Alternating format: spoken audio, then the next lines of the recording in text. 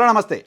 BRS పార్టీలో ఇక కవిత వ్యవహారం ముగిసిన అధ్యాయంగా మారిపోయింది. బీఆర్ఎస్ పార్టీ సభ్యత్వానికి, బీఆర్ఎస్ పార్టీ నుంచి గెలిచిన ఎమ్మెల్సీ పదవికి ఆమె రాజీనామా చేశారు. రాజీనామా చేసిన సందర్భంగా నిన్న పార్టీ ఆమెను సస్పెండ్ చేస్తూ తీసుకున్న నిర్ణయం పైన కవిత ఈరోజు సుదీర్ఘంగా మీడియాతో మాట్లాడారు. కవిత మాట్లాడిన మాటలు చూసిన తర్వాత ఆమె గత 102 రోజులుగా మాట్లాడుతున్న మాటలకు ఈరోజు ప్రెస్ కాన్ఫరెన్స్కి చాలా స్పష్టమైన తేడా కనపడింది. ఈరోజు ప్రెస్ కాన్ఫరెన్స్లో ఆమె తన అన్న పార్టీ వర్కింగ్ ప్రెసిడెంట్ కేటీఆర్కి, తన తండ్రి పార్టీ ప్రెసిడెంట్ కేసీఆర్కి కొన్ని అప్పీళ్లు చేశారు. వాళ్ళ పట్ల విధేయతని ప్రకటించారు, వాళ్ళపైన నమ్మకాన్ని ప్రకటించారు, వాళ్లకు నష్టం జరుగుతోంది అంటూ చెప్తూ వచ్చారు. 102 రోజుల క్రితం ఆమె పార్టీపై తిరుగుబావుట ఎగరేసిన తరహాలో మాట్లాడిన మాటలకి ఈరోజు ఆమె మాట్లాడిన మాటలకి చాలా వ్యత్యాసం కనపడుతోంది. మొదటిగా ఆమె పార్టీ అధినేతకు రాసిన లేఖ లీక్ అయిన సందర్భంగా మాట్లాడిన మాటలు కేసీఆర్ మంచోడే, చుట్టూ దెయ్యాలున్నారు అంటూ మాట్లాడారు. అమెరికా పర్యటన ముగించుకొని శంషాబాద్ ఎయిర్పోర్ట్లో దిగిన తర్వాత ఎయిర్పోర్ట్లో ఆమె మాట్లాడిన మాటలవి.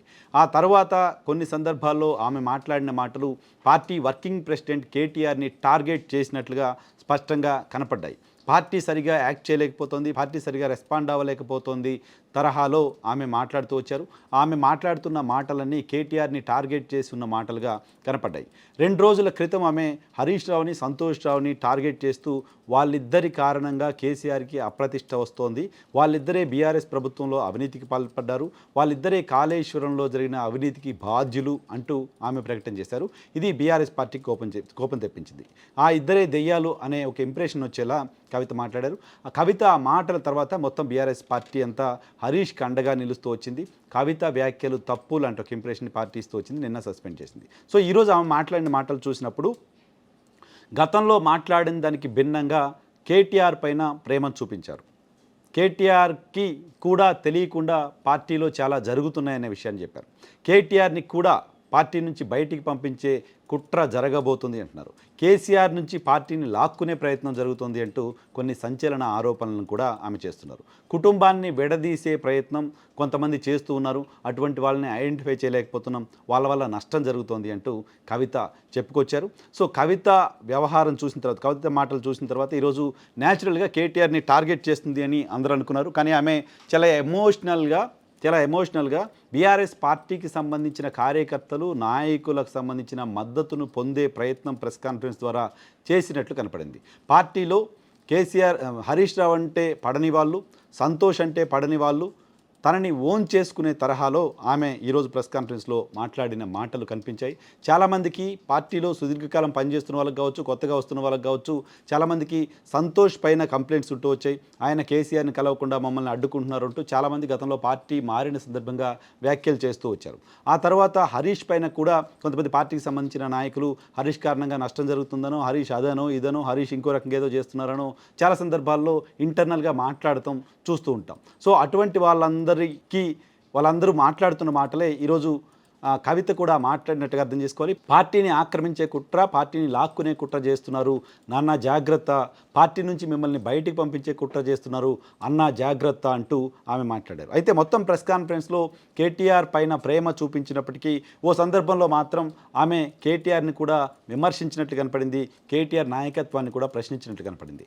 103 రోజులుగా పార్టీకి సంబంధించి పార్టీలో ఇన్ని పరిణామాలు జరుగుతుంటే, నేను ఇన్ని కార్యక్రమాలు చేస్తుంటే నా పైన కుట్ర చేశారంటూ నేను ఓపెన్గా మాట్లాడితే కేటీఆర్ పార్టీ వర్కింగ్ ప్రెసిడెంట్గా పార్టీ సిస్టంలో నా దగ్గర నుంచి ఎక్స్ప్లెనేషన్ తీసుకోవాలి కదా, అడగాలి కదా. ఈ 103 రోజుల్లో కనీసం మాట్లాడే ప్రయత్నం కూడా ఎందుకు చేయలేదో ఆలోచించండి అంటూ మాట్లాడారు. అంటే కేటీఆర్ వ్యవహరిస్తున్న తీరును కూడా ఆమె తప్పుపట్టారు. కేటీఆర్ అలా వ్యవహరించడానికి, కేసీఆర్ నేను సస్పెండ్ చేయడానికి కారణం హరీష్ రావు, సంతోష్ రావులే అనేది కవిత చెప్తున్నమాట.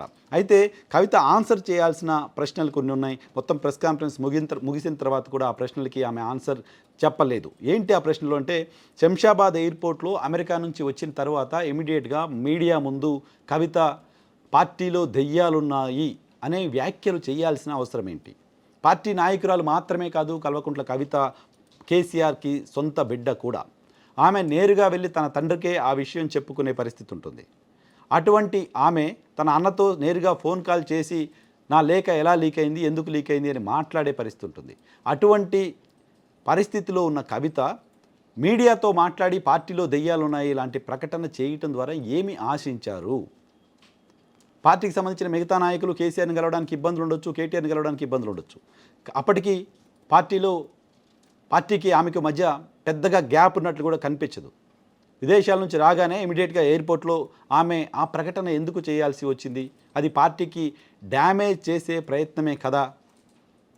ఆ ప్రకటన ఎందుకు బహిరంగంగా పార్టీకి సంబంధించిన వ్యవహారాలని మాట్లాడాల్సిన అవసరం ఏంటి? కేసీఆర్ చుట్టూ దెయ్యాలు అనే మాట ఆ రోజు ఆమె ఎందుకు మాట్లాడారు అనే దానికి ఆన్సర్ చెప్పాల్సిన అవసరం ఉంటుంది. సేమ్ టైం బీసీ రిజర్వేషన్ల అంశానికి సంబంధించి పార్టీగా ఒక లైన్ తీసుకున్నప్పుడు అటు శాసనసభలోను ఇటు శాసన మండలిలోనూ పార్టీ లైన్ ప్రకారం ఎమ్మెల్సీలు ఎమ్మెల్యేలు పనిచేస్తున్న క్రమంలో పార్టీ లైన్కు భిన్నంగా కవిత ఒక సొంత ఎజెండా తీసుకొని సొంత లైన్ తీసుకున్నారు. ఆ సొంత లైన్ ప్రకారమే ఆమె మండలిలో మాట్లాడడం చూసాం. సో ఇది పార్టీ నియమావళికి విరుద్ధం కదా. పార్టీ ఓ లైన్లో వెళ్తుంటే నేను ఇంకో లైన్లో ఎలా వెళ్తాను? పార్టీ ద్వారా వచ్చిన ఎమ్మెల్సీ పదవి ద్వారా శాసన మండలిలో ఉండి పార్టీ నిర్ణయించిన ప్రకారం కాకుండా ఇంకో రకంగా ఎలా మాట్లాడతారు అనే దానికి కూడా ఆమె ఆన్సర్ చేయాల్సి ఉంది. ఆ ఆన్సర్ కనిపించలేదు.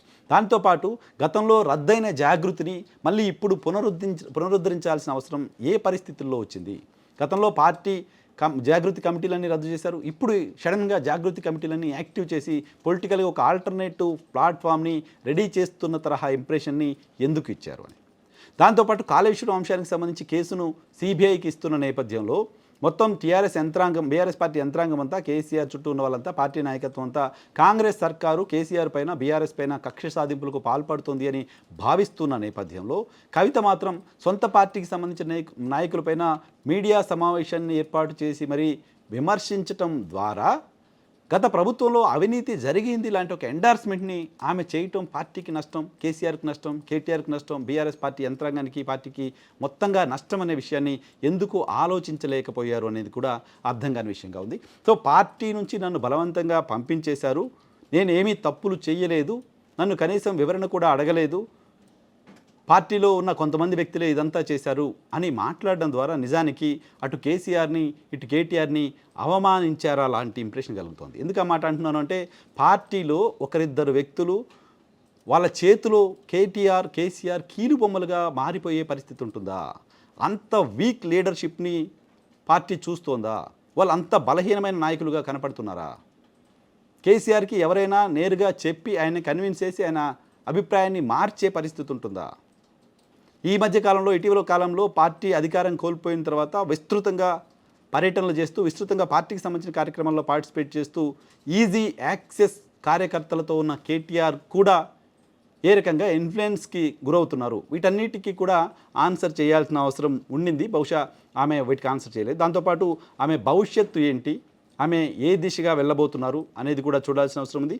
ఒక సెంటిమెంట్ని మా కుటుంబాన్ని విడదీస్తున్నారు, మా కుటుంబంలో చిచ్చు పెడుతున్నారు, మా కుటుంబం మా నాన్న కేసులు ఎదుర్కోవాల్సిన పరిస్థితికి వాళ్ళు కారణమయ్యారు లాంటి ఒక ఓరియంటేషన్ని తెలంగాణ సమాజం ముందు ఆమె ఉంచారు. ఆమె ఇచ్చిన ఓరియంటేషన్, ఆమె మాట్లాడిన మాటలు రాజకీయంగా బీఆర్ఎస్ పార్టీ నాయకత్వానికి ఈరోజు ప్రెస్ కాన్ఫరెన్స్లో మాట్లాడిన మాటలు పెద్దగా కోపం తెప్పించి ఉండకపోవచ్చేమో, కానీ ఆ మాట్లాడిన మాటలు మాత్రం గడిచిన 10 ఏళ్ల కాలంగా అనేక సందర్భాల్లో అనేక మంది నాయకులు, పార్టీకి సంబంధించిన నాయకులు, బయట మీడియాలోనో ఇతర ప్రతిపక్ష నాయకులు మాట్లాడిన మాటలు కొన్ని ఈరోజు కవిత నోటి నుంచి వినపడ్డాయి. ఫైనల్గా ప్రెస్ కాన్ఫరెన్స్ ద్వారా ఆమె తండ్రికి అన్నకి జాగ్రత్త మాత్రం చెప్పారు, మీరు జాగ్రత్తగా ఉండండి, పార్టీలో మీకు ప్రమాదం ఉంది అని.